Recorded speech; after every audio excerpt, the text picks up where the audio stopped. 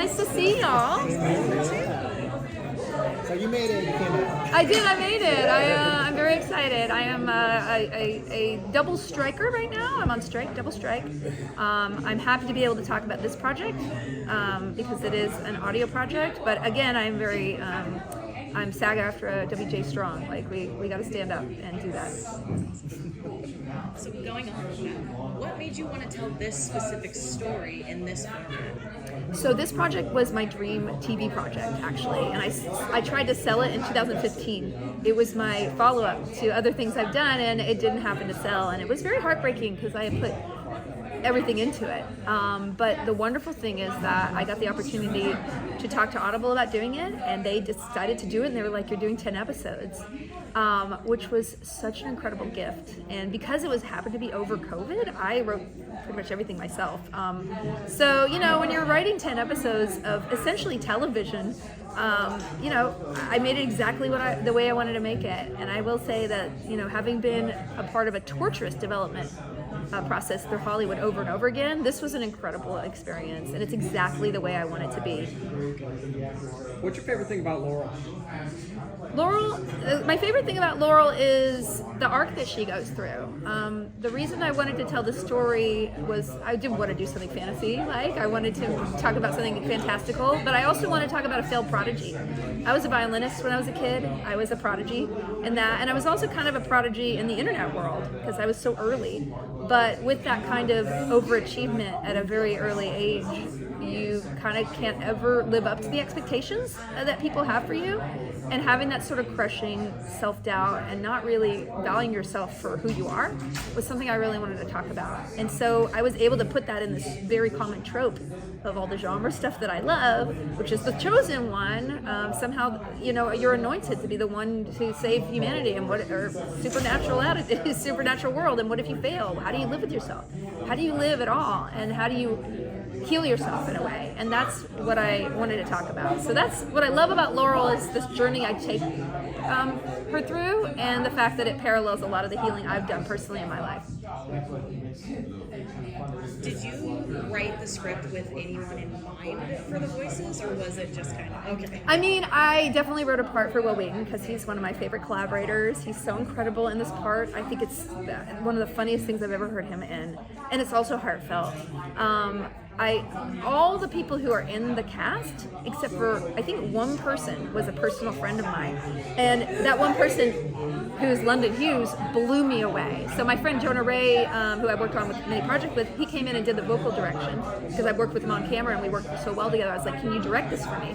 And I said, "We have one of the main parts uncast, and it's my best friend, so it's one of the most important parts." And I just had this idea of this, hotness, British girl, and like, I don't know somebody like this. And he's like, "Oh yeah, I know this girl who I did stand up with." And I watched 15 seconds of a YouTube video of her stand up, and London Hughes I fell in love with her.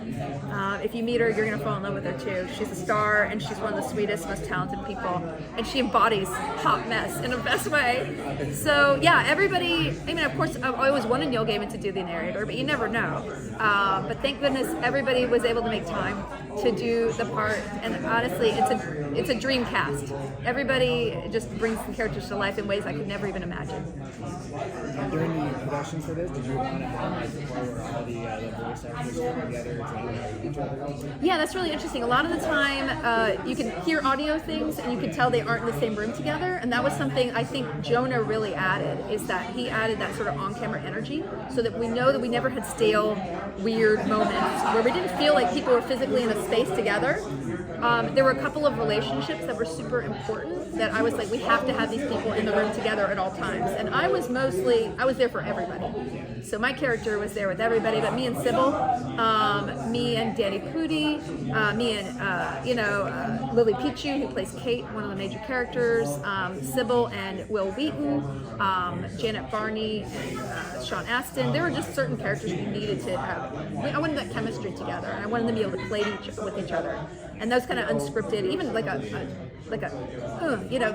or a gasp or something. You can't script those when you're gonna, you can't script them, but they only come out of being with the other actor. So yeah, Audible was able to help us, and Mumble and Clamor, the production entities, Clamor was able to help us schedule it so we could get a lot of the actors in person, which is really cool. Talk about your villain a little bit, Tybus. Was there any specific inspiration behind that character? Which one? Tybus? Tybus, yeah. Well, again, we have the chosen one against the big bad, right? And these prophesized characters who take over, all of our fantasy and sci-fi tropes, right? But at the same, and Christopher Judge plays that part, and it's because I loved him in God of War so much. He's such an incredible performer and actor in person. So I was like so thrilled when he agreed to do it because this is an audio, it's an audio project. Like it's different. I'm just so thrilled. And at the same time, everybody had to be funny, and it's really hard being the biggest badass evil person and also be funny. And he nails it every step of the way. So I'm really excited for people to hear him play this character. Again, like the style of the project, it's a comedy fantasy, but it's not sketch. Nobody's playing a sketch character. These are real characters, real stakes, real life or death circumstances, and that's what I wanted to imbue in the project. I know you've got a background of video game inspiration. Is this going to have anything like that in the episodes?